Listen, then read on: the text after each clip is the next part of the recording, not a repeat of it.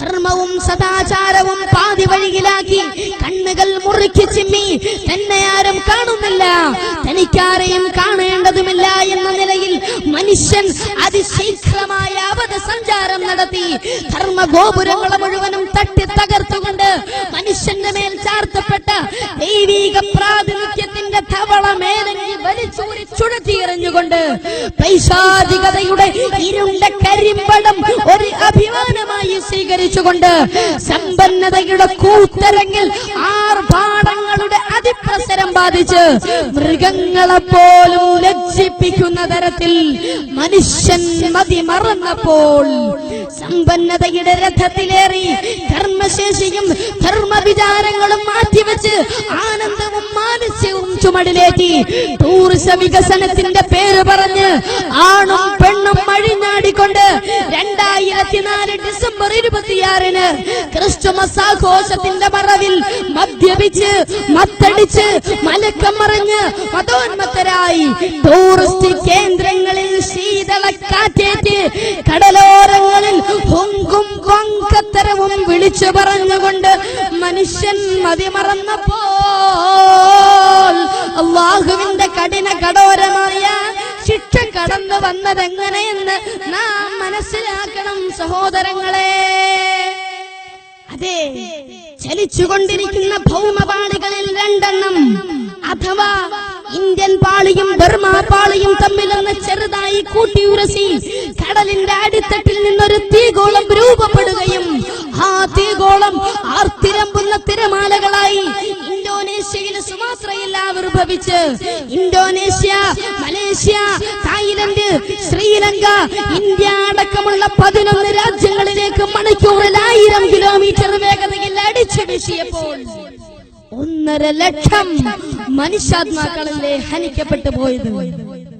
സമുദ്രങ്ങൾ കലിതുള്ളി കരയിലേക്ക് ഇരമ്പിക്കയറി കാറ്റുകൊണ്ട് വിശ്രമിച്ച് കിടന്നവരെ തുടച്ചെടുത്തുകൊണ്ടുപോയി കടലലകളിലിട്ടൊന്ന് കശക്കിയെടുത്ത് ഭൂമിയിലേക്ക് തിരിച്ചെറിഞ്ഞു തന്നപ്പോ ശേഷിച്ചവർ കണ്ണുതള്ളിരുന്ന് പൊട്ടി പൊട്ടി കരഞ്ഞുകൊണ്ട് നെട്ടോട്ടമോടിയെങ്കിൽ മനുഷ്യൻ മതിമറന്നപ്പോൾ മരണം മാടി വിളിച്ചതെങ്ങനെയെന്ന് അഭിനവ സമൂഹമേ നാം മനസ്സിലാക്കണം.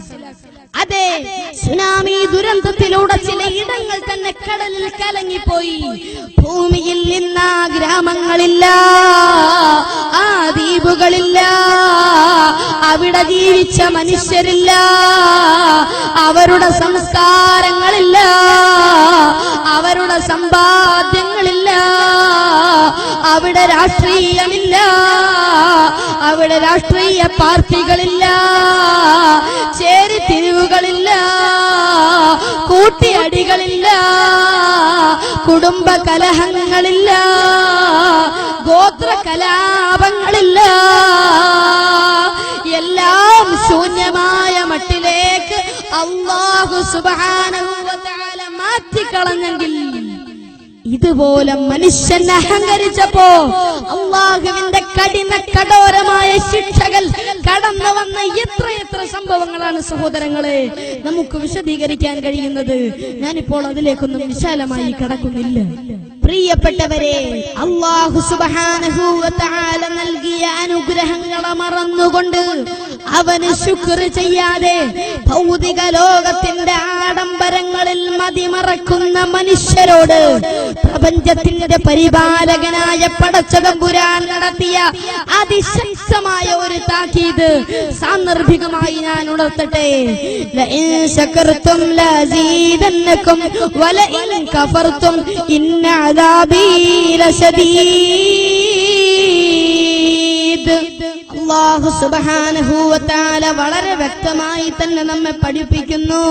ലഇൻ ശകർതും ലഅസീദന്നകും, നിങ്ങൾ എനിക്ക് നന്ദി രേഖപ്പെടുത്തിയാൽ ലഅസീദന്നകും, ഞാൻ നിങ്ങൾക്ക് വർദ്ധിപ്പിച്ചു തരാം. വലഇൻ കഫർതും, നിങ്ങൾ എന്നോട് നന്ദികേട് കാണിച്ചാൽ ഇന്ന അദാബി ലശദീദ്, എന്റെ അദാബ് വളരെ കഠിന കഠോരമാണെന്ന് പടച്ചതമ്പുരാൻ വളരെ വ്യക്തമായി നമ്മെ പഠിപ്പിക്കുന്ന സഹോദരങ്ങളെ.